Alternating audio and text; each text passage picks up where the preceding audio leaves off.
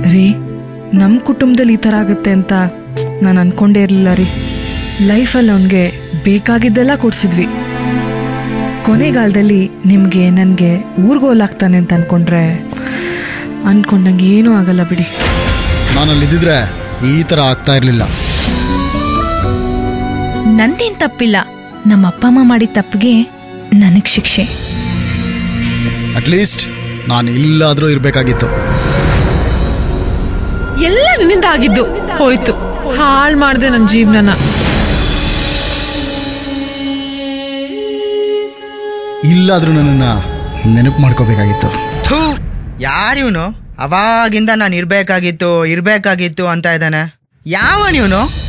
ನಾನು ಯಾರು ಅಂತ ಗೊತ್ತಾಯ್ತಾ? ಕಾಂಡೋಮ್.